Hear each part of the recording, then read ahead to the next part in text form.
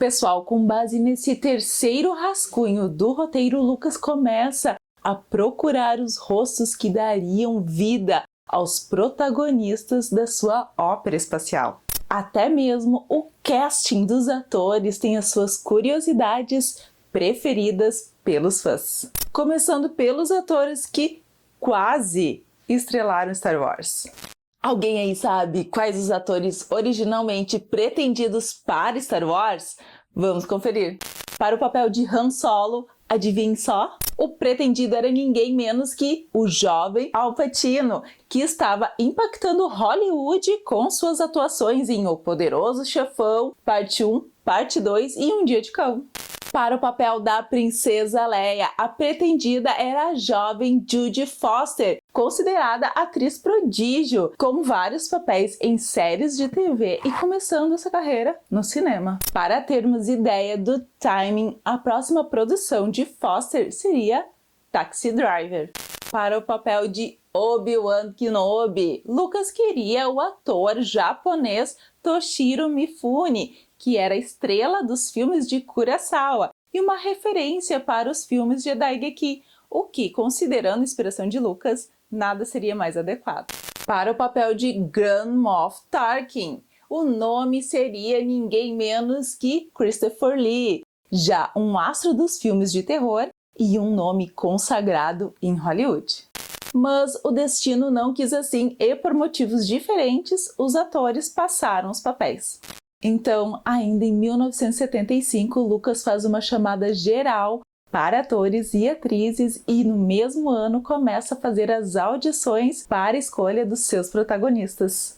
Outra curiosidade, como o amigo diretor Brian De Palma faria o casting para o seu icônico filme Carrie Estranha, adaptação da obra de Stephen King. Os diretores resolveram, diante do grande número de candidatos, fazer as audições juntos, facilitando o trabalho, cada um escolhendo atores para o seu projeto.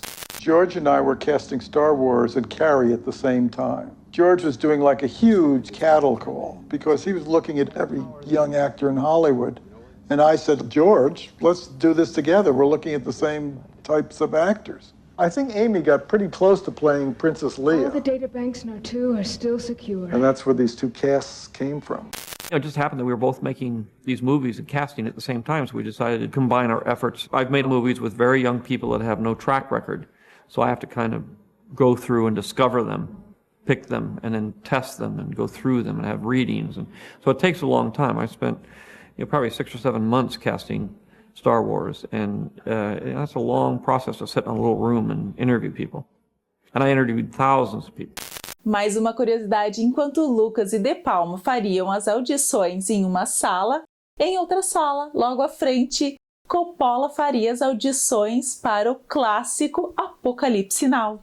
Os vídeos das audições estão disponíveis na internet e podemos ver atores como Kurt Russell, William Katt, Amy Irving, Cindy Williams, dentre outros, citando as falas da terceira versão do roteiro.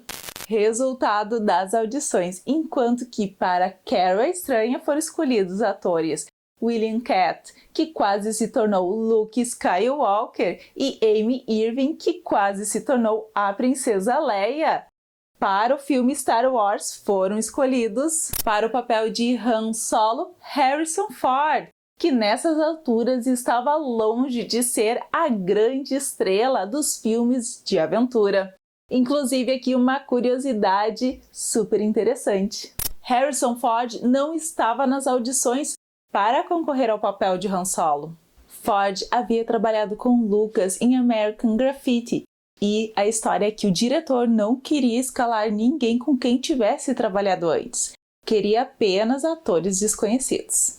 Então Ford estava lá apenas para ler as falas com os candidatos, ajudando a entenderem o contexto da cena. I was given sides and asked if I would help read the other actors. It became my task to explain to the other actors who were coming along just what it was that these sides were meant to be about. They're gonna follow us, they'll destroy your hidden bases, they'll destroy the whole system. Right, I know they'll follow, and they'll bring the Death Star too. E até a presença de Ford foi uma coincidência muito curiosa. Dean Tavoularis, who was working for Francis Coppola, asked me to do him a favor, which was to install an elaborate doorway, which he had built in the studio mill in Francis's offices at Goldwyn Studios. This is as a carpenter, as a legitimate carpenter. Yeah. And he couldn't get anybody to do it the way he wanted it done. So I was a finished carpenter. I said, okay, Dean, I'll do it, but I'm only doing it at night when there's nobody there. I'm not going to be trying to, first of all, you know, people are walking through and everything. And I also didn't want to be, I knew these guys. I'd done American Graffiti. I'd done The Conversation. And Wasn't it kind of weird to be working as a carpenter for the guys that you'd done? That's why I said I'll work at night, you know. So I came in and worked at night, and I was working late one night when it became early morning, and in through the door walks Francis and George Lucas, Fred Roos, and Richard Dreyfuss. George was using the offices to interview for this new movie he was going to make. And now he had already told all the agents of the people who had been in American Graffiti that he wasn't going to see anybody who was in American Graffiti. He was looking for new people. And in walks Dreyfuss. Good morning, good morning, good morning. How are you? Oh, I'm very, very well. I'm standing there, my nail apron with my hammer hand. Maybe if I hadn't been there on my knees building the door, I never would have got through that door again. Mas, no final, Ford se saía tão melhor nas leituras do que os candidatos para o papel, que Lucas acabou reconhecendo que havia encontrado ali o seu capitão da Millennium Falcon. E realmente não poderia ser diferente, né, gente? Para o papel do protagonista, o então Luke Starkiller, o escolhido foi o jovem Mark Hamill. Mark Hamill já era um rosto conhecido da TV americana, mas não era um ator de cinema. Ainda assim, acabou desbancando o favorito William Katt e ganhando o papel do jovem Jedi.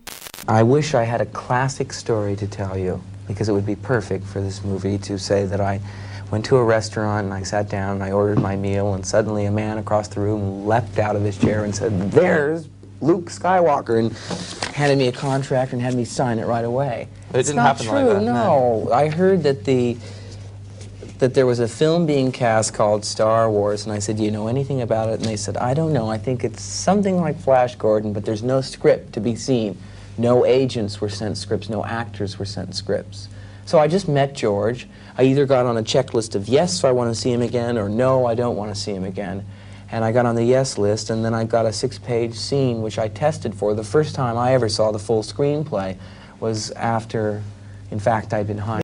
Aqui também tem uma história interessante. Entre os fãs corre a história de que, na verdade, outro ator empurrou Hamill para as audições. Esse não seria ninguém menos que Robert Englund, ator que se imortalizaria como intérprete do famoso Freddy Krueger, o vilão da Hora do Pesadelo.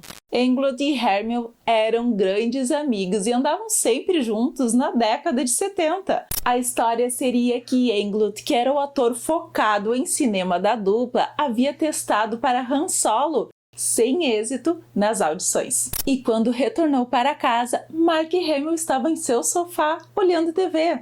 E como ele sabia que Mark havia adorado American Graffiti, nosso futuro Freddy Krueger comentou com ele sobre a audição. E Hamill pegou o telefone e ligou para sua agente. Embora Hamill tenha dito no Twitter que isso não era verdade, que a sua agente se irrita com essa história porque teria sido dela o mérito de conseguir a audição para ele, Robert Englund, em entrevista, confirmou a história.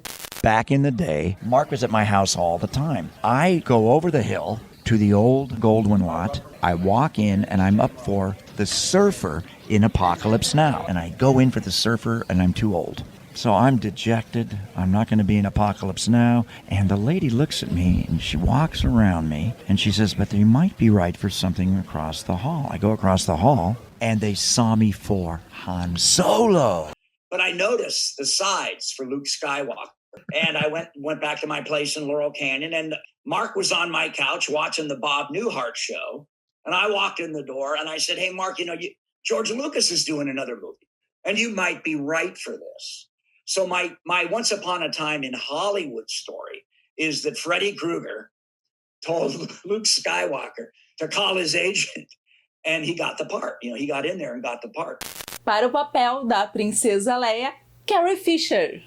Curiosamente, Carrie Fisher, como filha da lendária atriz Debbie Reynolds e do famoso cantor Ed Fisher, já seria fruto da realeza de Hollywood. Então, no final das contas, ninguém melhor para interpretar o papel de Leia Organa. Apesar de nascer com pedigree, Fisher contava apenas com seu trabalho no filme Shampoo, de 1975. I met with Brian De Palma and George, and Brian did all the talking, because George didn't talk then.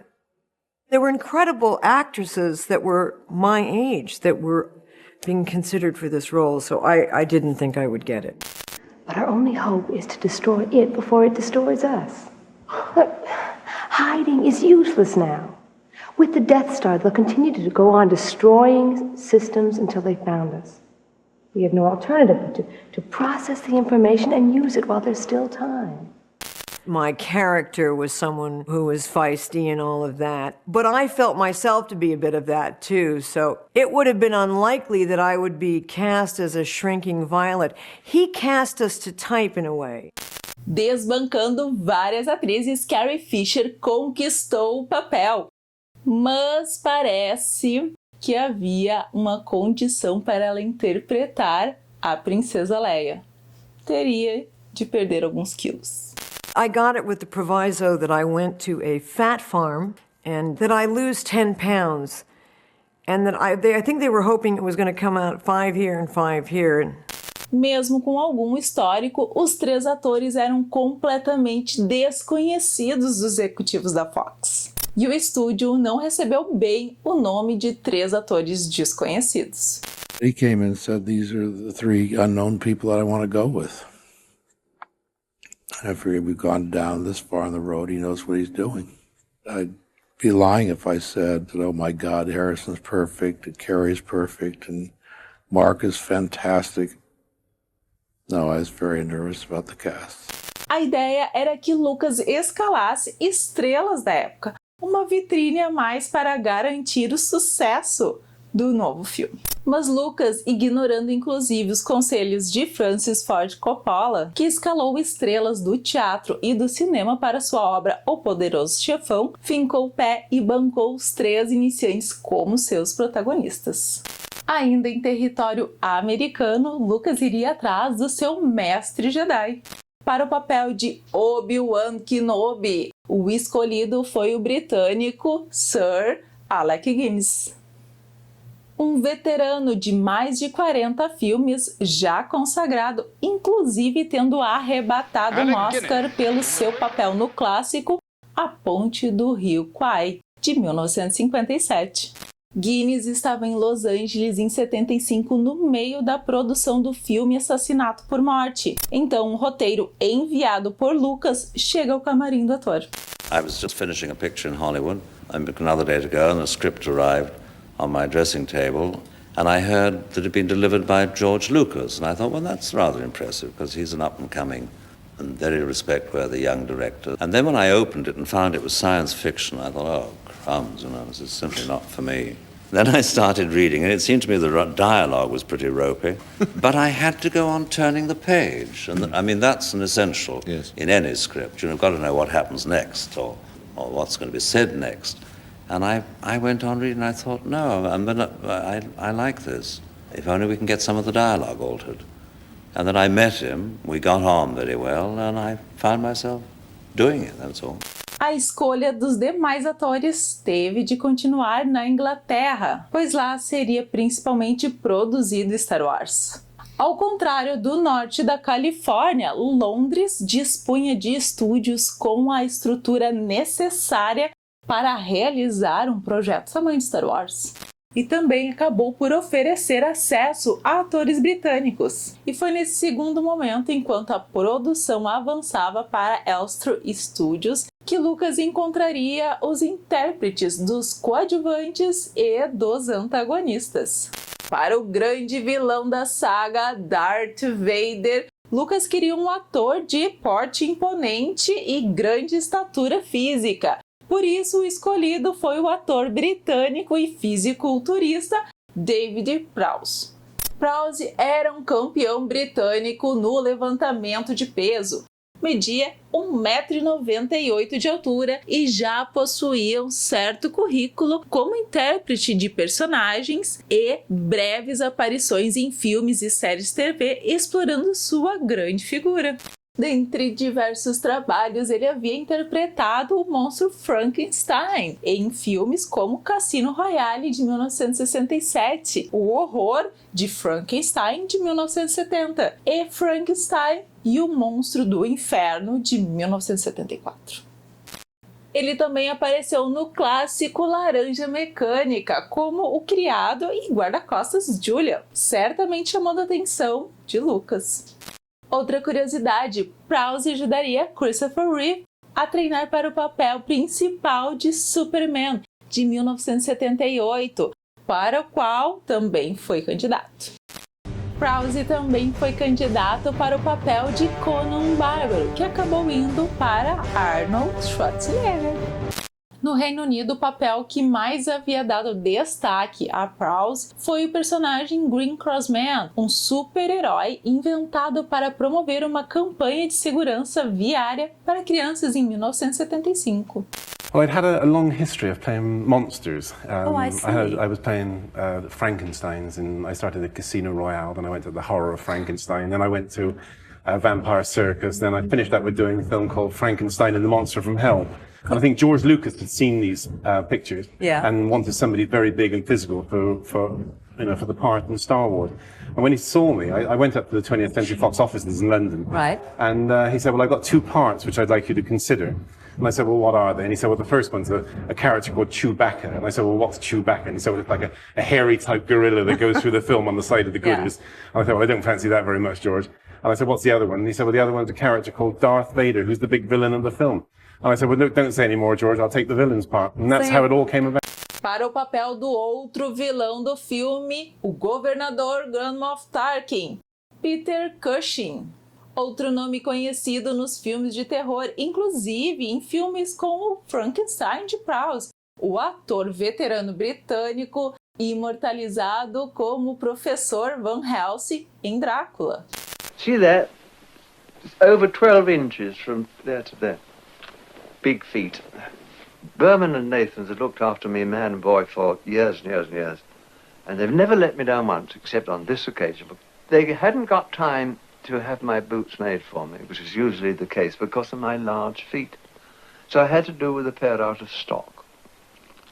So there I was on the first day of shooting, this very, very cross, unpleasant gentleman, Grand Moff Tarkin, stomping around, and it was agony, Ivy. It really was. So the next day I said to dear George Lucas, the director, I said, George, I am not asking for close-ups, but do you think you could shoot me from the waist upwards from now on? And he said, why? And I explained the reason. So he said, oh, all right. And he gave me a pair of carpet slippers. So for the rest of the film, I stomped around looking extremely angry and very cross with that dear little Carrie Fisher, as old Grandma Tarkin in carpet slippers. Para o papel do companheiro de Han Solo, o Wookiee Chewbacca, o escolhido foi Peter Mayhew.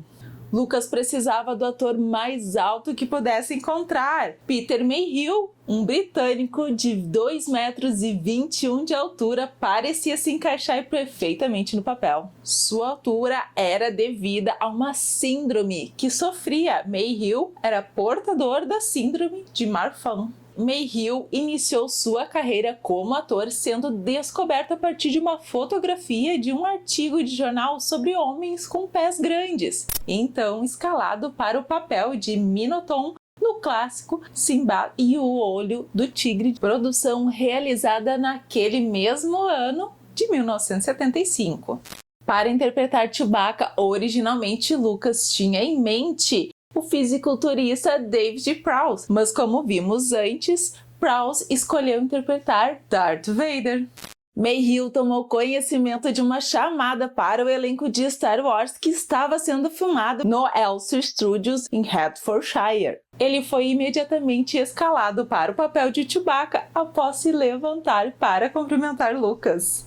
I sat down on one of the sofas waiting for George. The door opened and George walked in with Gary behind him. So naturally, what did I do? I'm raised in England. As soon as someone comes in through the door, I stand up.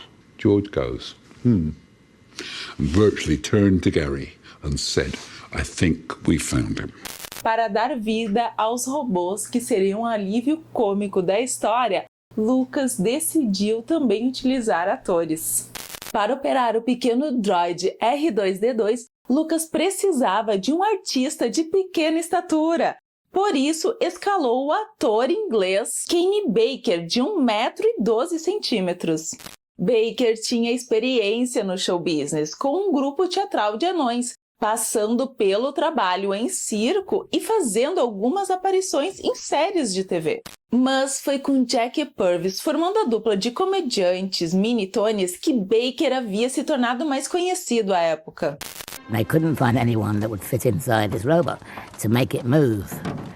And they couldn't use kids because it was quite a heavy machine, you know, it was weighed about 80 pounds. Well, I've had a lot of experience of inside costumes and inside cats and dogs and goodness knows what else, you know.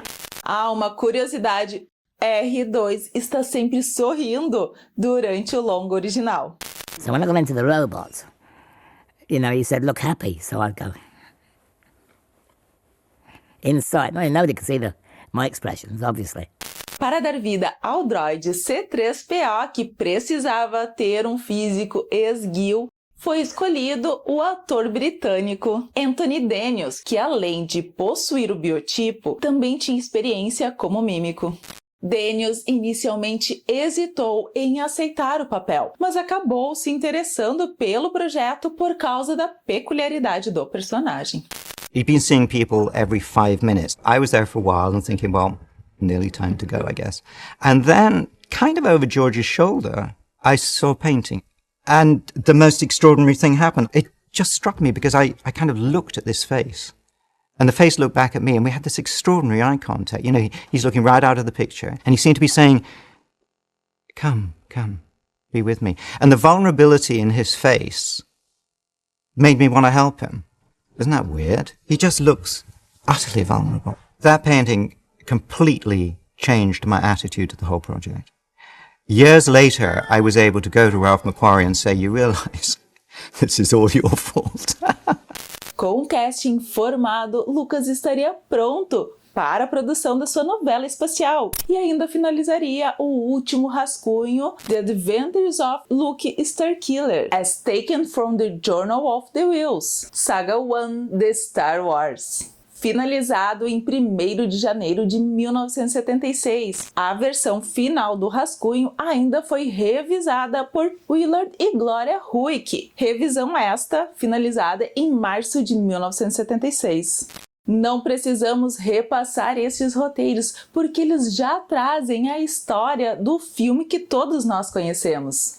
E agora precisamos dar um passo atrás, pessoal, porque antes de George ir para a Inglaterra para escolher o restante do elenco para iniciar a produção, há uma coisa importantíssima para o projeto de Star Wars, que ele fez ainda em solo americano: a Industrial Light and Magic. Pessoal, este é apenas um corte do nosso especial sobre Star Wars. O vídeo completo está aqui, é só clicar que você não vai se arrepender. Mas antes, deixe seu like neste vídeo e se inscreva no nosso canal. Até mais!